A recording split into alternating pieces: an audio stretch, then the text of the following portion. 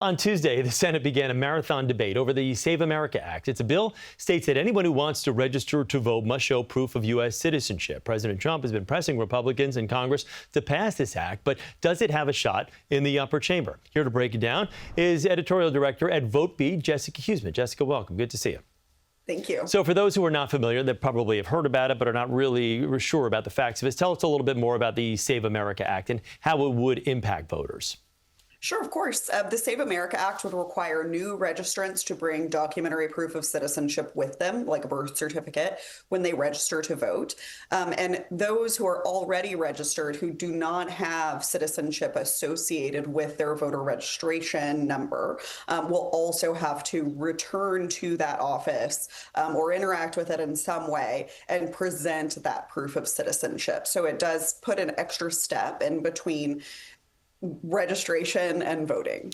So I think a lot of people who go to vote and realize that they're just matching signatures and you don't really have to show ID. I think for some people that's like, wow, I didn't have to show ID to vote, but I have to, show ID to do this or do that or to get a drink. Yeah, a little different than that, and that the rules are a little different in that you are breaking a federal law if you do vote and you are not who you say you are, which is punishable by jail and, of course, deportation if you're not a U.S. citizen.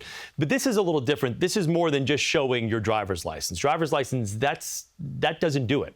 You need, as we mentioned, you need a passport, which 50% of the country does not have, or you need to bring a birth certificate. A number of people don't have their birth certificates, on their person. It costs $165 to get a passport if you don't have a passport. There's a number of hang-ups here. So it's more than just showing ID, correct? And that's Absolutely. The big hang-up people have, yeah. Absolutely, of course. And I think that it's important to keep in mind, I know you're in New York and there is not a voter ID law there, but the vast majority of voters in this country do have to present some form of ID.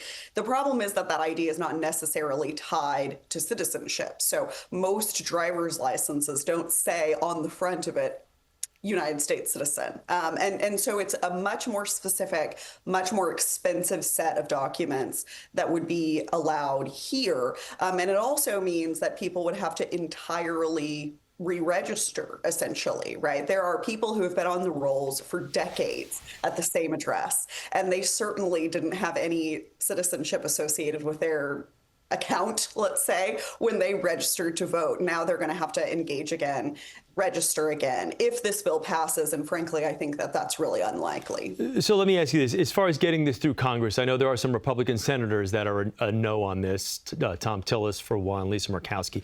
What are the chances that this doesn't get through the upper chamber? I think that the chances of passage here are close to the floor. The debate opened yesterday, and even that was like pulling teeth.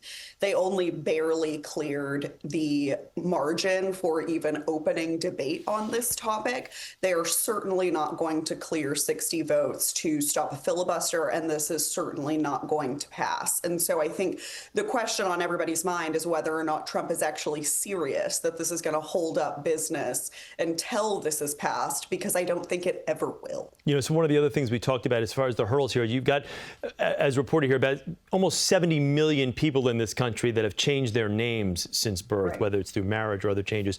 How would that impact? That's a pretty big impediment for those people, too. That's an added layer of not being able to just vote freely.